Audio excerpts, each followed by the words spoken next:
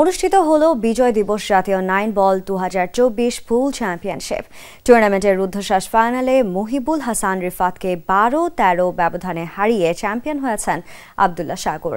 Champion হয়ে 60,000 টাকা পুরস্কার পেয়েছেন আব্দুল্লাহ সাগর। 6 দিন ব্যাপী এই টুর্নামেন্টে আয়োজন করেছে Bangladesh billiard and snooker federation, যেখানে সারা বাংলাদেশ থেকে অংশ নেন 107 জন প্রতিযোগী। ফাইনালে উপস্থিত ছিলেন ফেডারেশনের সভাপতি ব্রিগেডিয়ার জেনারেল অবসরপ্রাপ্ত মোহাম্মদ শামসুদ্দিন, বিসিবির পরিচালক ফাহিম সিনহা ও ফেডারেশনের সাধারণ সম্পাদক রিয়াসাত করিম ভূঁইয়া। দীর্ঘদিন পর ফেডারেশনের এমন টুর্নামেন্ট আয়োজনে উচ্ছ্বসিত খেলোয়াড়রা। নিয়মিত টুর্নামেন্ট আয়োজনের দাবি তাদের। এই খেলাকে বিভাগীয় পর্যায়ে ছড়িয়ে দিতে চান ফেডারেশনের সভাপতি।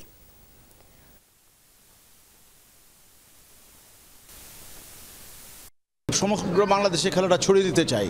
আমাদেরকে ঢাকা চিটাগংয়ের বাইরে যেতে হবে, কারণ ঢাকা চিটাগংয়ে খেলা হয়। প্রথমে বিভাগীয় শহরগুলিকে কভার করব, তারপরে জেলা লেভেলে চলে যাব, যাতে করে আমরা, কিন্তু এখন মুশকিলটা হলো যে জেলা লেভেলে আমাদের ফ্যাসিলিটি নেই। তা আমাদেরকে একটু সময় দিয়ে আমাদেরকে ফ্যাসিলিটি ডেভেলপ করতে হবে। যখন জেলা শহরগুলিতে ফ্যাসিলিটি ডেভেলপ করতে পারবো, তখন বিভিন্ন জেলায় আমরা টুর্নামেন্ট আয়োজন করতে পারবো।